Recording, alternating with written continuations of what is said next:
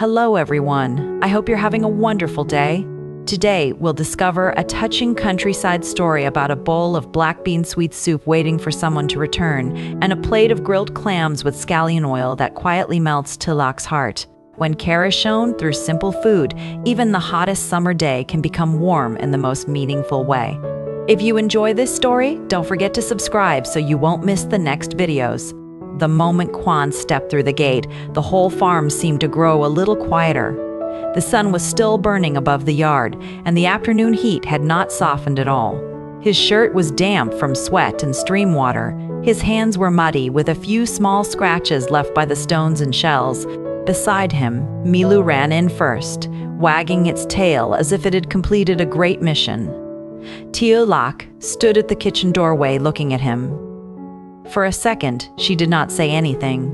Her eyes first went to his face, then to his wet clothes, then to the basket in his hand. Inside the basket, the wild clams were piled together, large and fresh, their shells still carrying the cool shine of the stream. Quan lifted the basket slightly and smiled. "I found them," he said. Tieu Lac's eyes widened. "An, you really caught so many?" Quan walked closer and placed the basket down near the basin she had prepared. Only then did Tieu Lac notice how heavy it sounded when it touched the ground. The shells knocked against each other with a deep, solid sound, and that sound made everything suddenly feel real. He had not just gone out for a short walk. He had gone under the harsh sun into the upper stream through slippery rocks and deep water just to bring these back. Tieu Lac quickly stepped forward. "Don't touch anything yet," she said, her voice soft but serious. "Wash your hands first and sit down for a while." Quan looked at the basin of clean water beside the entrance. Then he looked at her. "You prepared this?" Tieu Lac lowered her eyes a little. "I thought you would be tired when you came back." Quan did not answer right away. The words were simple, but they made something gentle pass through his expression. He crouched down, washed his hands slowly, then rinsed the mud from his feet. The water in the basin turned cloudy almost immediately. Tieu Lac stood nearby, watching the small cuts on his fingers. "Did you get hurt?" she asked. "It's nothing," Quan said. "Just a few scratches from the rocks." But Tieu Lac still looked worried. Quan noticed her expression and smiled. "Really, it doesn't hurt." Only after he finished washing did Tieu Lac turn back toward the stove. The black bean sweet soup had been cooking for a long time. The beans had softened completely, and the dark, rich soup gave off a gentle fragrance that felt different from the heavy air outside. Quan followed the scent with his eyes. "What did you cook?" Tieu Lac took a bowl and carefully ladled the sweet soup into it. "Black bean sweet soup," she said. "The weather is too hot today. I thought when you came back you could eat something cooling first." Quan looked at the bowl in her hands. For a moment, he forgot about the heat, the tiredness, and the weight of the basket. He had gone to the stream thinking only about bringing something nourishing back for Tieu Lac. But while he was out there searching through the mud and water, she had also been here, waiting, thinking of what he would need when he returned. Tieu Lac carried the bowl over and placed it in front of him. "Eat first," she said. "Don't rush to cook yet." Quan sat down beside the table. The bowl of sweet soup was still warm but not too hot. He picked up the spoon and took a small bite. The beans were soft, the sweetness was gentle, and the taste carried a simple comfort that entered the body slowly. Tieu Lac watched him quietly. "How is it?" she asked. Quan nodded. "It's good." Tieu Lac's expression relaxed a little. "Really? Really," Quan said. "After walking under the sun, this is exactly what I needed." Only then did Tieu Lac smile. She sat down across from him, but she did not eat much. Her eyes kept moving back to the basket of clams.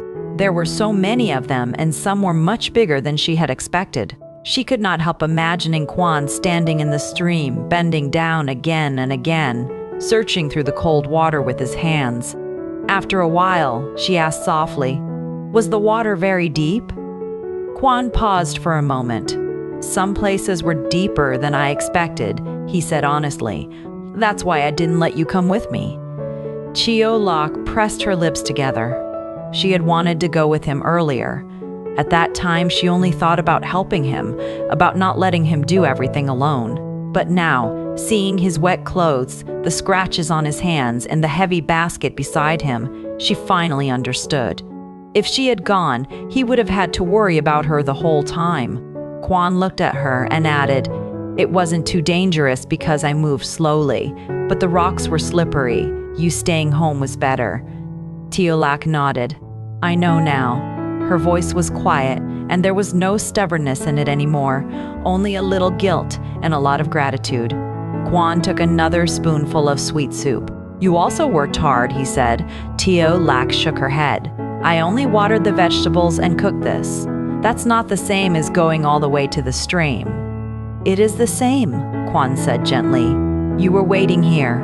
You prepared something for me. That is also work." Tieu Lac did not know how to answer. The kitchen became quiet again, but it was not an uncomfortable silence.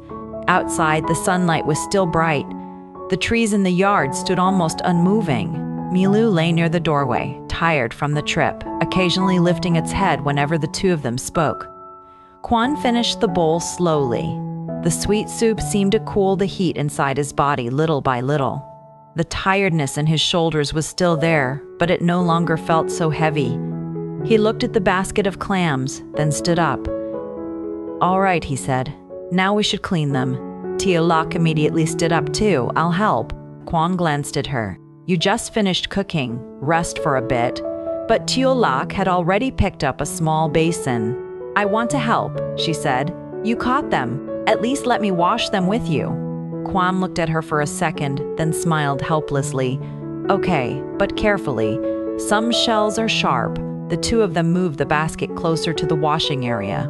Quan poured water into a larger basin, then began rinsing the clams one by one. Tieu Lac sat beside him, watching how he brushed the mud from the shells and checked whether each one was fresh. At first she moved slowly, afraid of doing it wrong. Quan noticed and placed one clam in her hand. "Hold it like this," he said, "then scrub along the lines of the shell. Don't press too hard." Tieu Lac copied his movement. The shell was cool and heavy in her palm. Mud came off little by little, revealing the clean surface underneath. She looked at it with quiet interest, as though she was not simply washing food, but learning something from his world.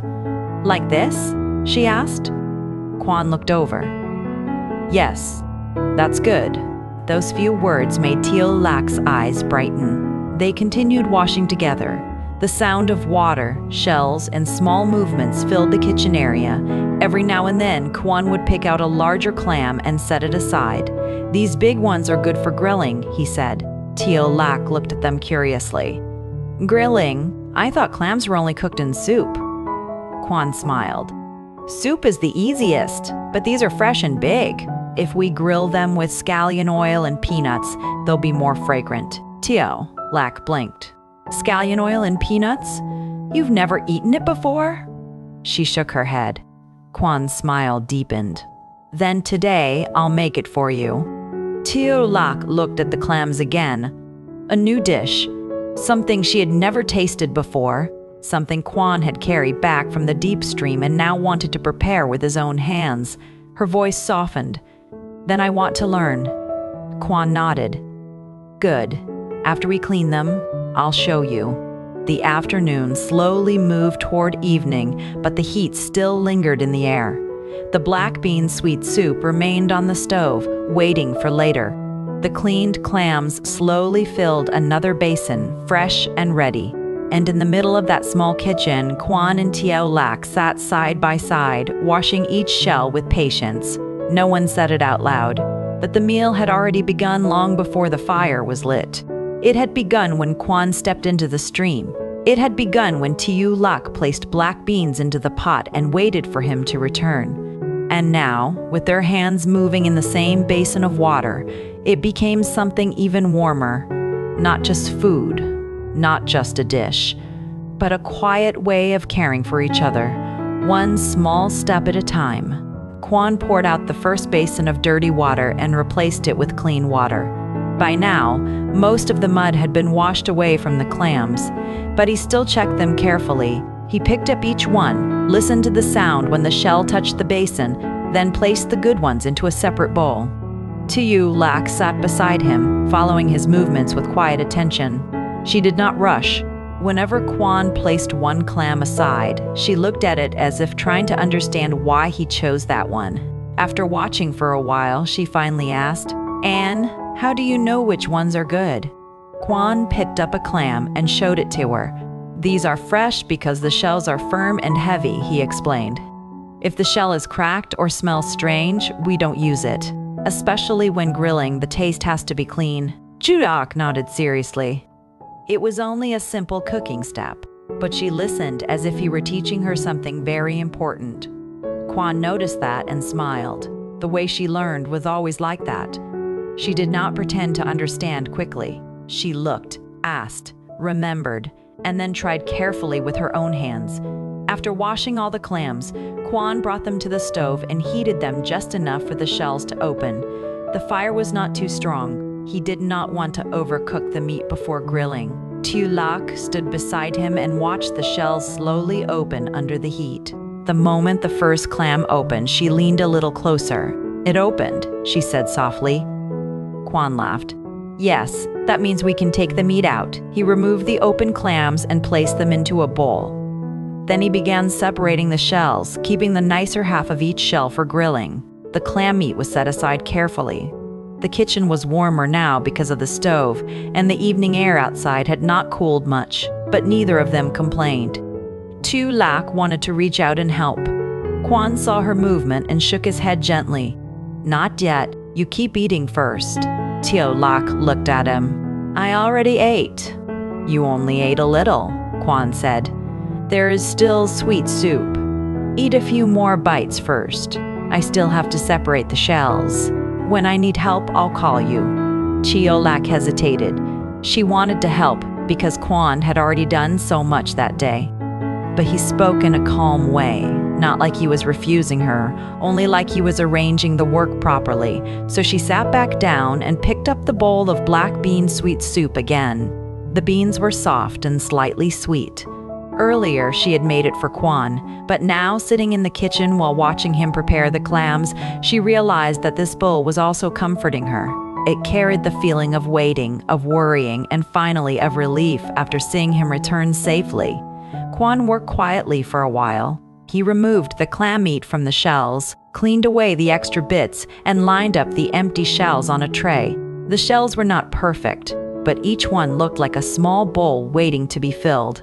After a few more minutes, he turned toward Tieu Lac. "Now I need your help." Tieu Lac immediately put down the spoon. "What should I do?" Quan pointed to the scallions and onion on the table. "Slice these for me." The scallions and the onion both need to be chopped small. Tieu Lac picked up the scallions, then looked back at him. "How small?" "Just small pieces," Quan said. "They don't need to look perfect, as long as the fragrance can come out when we pour hot oil over them." Tieu Lac nodded and began cutting. At first, her knife moved slowly. She held the scallions carefully, cutting them into short pieces, one section at a time. Quan continued preparing the clam meat, but every now and then, he glanced at her. He did not interrupt. He only watched enough to make sure she was safe. The sound of the knife tapping against the board became steady. Tieu Lac chopped the scallions, then moved on to the onion. The onion made her eyes sting a little, and she blinked several times, trying not to laugh at herself. Quan noticed and smiled. "Is it strong?" "A little," she admitted. "Then cut slower. Don't lean too close." Tieu Lac moved back slightly and continued. When she finished, she gathered everything neatly on the board and turned it toward him. "Is this okay?" Quan leaned over and looked. "Good. Very good." It was only a small praise, but Tieu Lac smiled immediately. Quan heated oil in a small pan. When the oil became hot, he poured it over the chopped scallions and onion.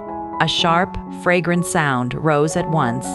The green scallions turned glossy, and the smell spread through the kitchen so quickly that Tieu Lac could not help taking a deep breath. "It smells good already," she said. "This is just the beginning," Quan replied. Next, he placed the peanuts on the table. "Can you peel these?" Tieu Lac nodded. She sat down and began separating the peanuts one by one. It was a small task, almost quiet enough to be forgotten, but she did it with the same care as before. Quan crushed some of the peeled peanuts lightly, leaving them in uneven pieces so they would bring a good crunch when sprinkled over the clams.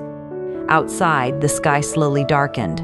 The bright heat of the afternoon turned into a heavy evening warmth. The yard was no longer blinding, but the air still felt thick. Quan looked toward the doorway and said, "Tieu Lac, turn on the lamps." Tieu Lac stood up and switched on the lights. The kitchen changed immediately.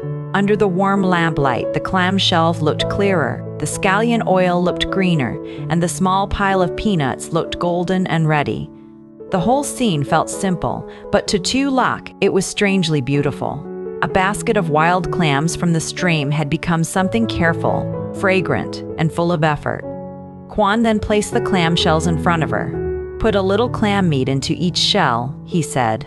"Try to divide it evenly." Tieu Lac sat down again, this time with even more focus. She picked up the clam meat and placed it into each shell carefully. Some shells were bigger, some were smaller, so she adjusted the portions, little by little. She did not want one shell to have too much and another to have too little. Quan watched her for a moment, then nodded. "That's right." Just like that, once all the shells were filled, Quan carried them out to the grill. The charcoal was already glowing. The heat rose up immediately when they came closer, mixing with the summer air until everything felt even warmer. Quan arranged the clamshells carefully over the grill, one by one. The clam meat began to sizzle softly. Then he spooned the scallion oil over each shell. The fragrance deepened at once. Tieu Lac stood beside him, holding the peanuts. "When should I add these?" "Now," Quan said. "Sprinkle a little on each one." Tieu Lac leaned forward and scattered the peanuts carefully over the clams. The pieces landed on top of the scallion oil, and the smell became richer, warmer, more tempting. She looked at the grill and smiled. Grilled clams with scallion oil really smell so good. Quan looked at her expression and felt the tiredness from the stream slowly fade. They sat nearby while waiting for the clams to cook. The night had not fully arrived yet, but the lamps had made a small warm circle around them. Milou lay near the doorway, watching the grill with sleepy eyes. The farm was quiet, except for the soft sound of charcoal and the occasional movement of leaves. Tieu Lac wiped sweat from her forehead. Quan noticed. "It's too hot," he said. "Next time I go to the city, I'll buy you a fan." Tieu Lac turned to him. "A fan?" "Yes," Quan said. "Summer is getting hotter. You can't keep sitting in this heat every day." Tieu Lac lowered her eyes. She did not answer immediately. It was just one sentence, but somehow it stayed in her heart. Quan did not say it in a dramatic way. He said it as if buying a fan for her was something natural, something he had already decided because he had noticed her discomfort. For Tieu Lac, that kind of care was more touching than many beautiful words. Soon, the clams were ready. Quan picked a few off the grill and placed them on a plate. He waited for the shells to cool slightly, then picked up one and used a small spoon to scoop the clam, scallion oil, and peanuts together. "Try this," he said. Tieu Lac accepted it carefully. The clam was warm and fragrant. The scallion oil gave it a rich, savory smell. The peanut pieces added a gentle crunch, and the clam itself was fresh and sweet in a way she had never tasted before. It was completely different from clam soup. Stronger, warmer, more exciting. Her eyes brightened. "It's delicious," she said. Quan smiled. "Really? Really? The peanuts are crunchy and the clam smells so fragrant. I didn't know they could be cooked like this." Quan tasted one too, then nodded with satisfaction. Then the trip was worth it. Tieu Lac looked at him. The trip was worth it. He said it simply, but she knew what those words carried. The hot road, the deep pool, the slippery stones, the scratches on his hands, the heavy basket. All of it had turned into this small plate of food in front of her. Her throat tightened slightly. "And?" she said softly. "You're already busy with so much work. How do you still know how to cook so many dishes?" Quan laughed quietly. "I just like cooking," he said. "When I find good ingredients, I want to make something nice from them." Then he added, Later, if I catch snails or stone crabs, I'll make something new for you again." Tieu Lac looked down at the clamshell in her hand. The lamplight reflected softly on the scallion oil. The night air was still warm, but inside her chest, something even warmer spread slowly. She had eaten many simple meals before, but this one felt different. Because this dish was not only made from clams, it was made from Quan's patience, from his care, from his quiet promise to keep bringing small good things into her life. Tieu Lac smiled gently. "Then next time," she said, "I'll help from the beginning." Quan looked at her and nodded. "Okay, next time we'll do it together." The two of them continued eating beside the grill under the soft evening lamps. The farm remained quiet around them. The summer heat was still there. The work of tomorrow was still waiting, and life had not suddenly become easy. But for that moment, with black bean sweet soup cooling on the table and grilled clams warming in their hands, Tieu Lac felt deeply thankful. Quan had returned. The bowl she prepared had waited for him, and the dish he made had quietly touched her heart. In this episode, Quan returns to the farm after a tiring search at the upper stream, carrying a basket full of fresh wild clams for Tieu Lac. Seeing his wet clothes and scratched hands, Tieu Lac feels both relieved and deeply touched. While waiting for him, she has prepared black bean sweet soup to help him cool down after the harsh summer heat. After resting, Quan begins cleaning the clams and teaches Tieu Lac how to prepare grilled clams with scallion oil and peanuts. Step by step, they work together in the small kitchen, slicing scallions, peeling peanuts, filling shells, and grilling the clams over charcoal. The simple dish becomes more than food. It carries Quan's care, patience, and quiet affection. As Tieu Lac tastes it, she realizes how deeply his actions move her heart.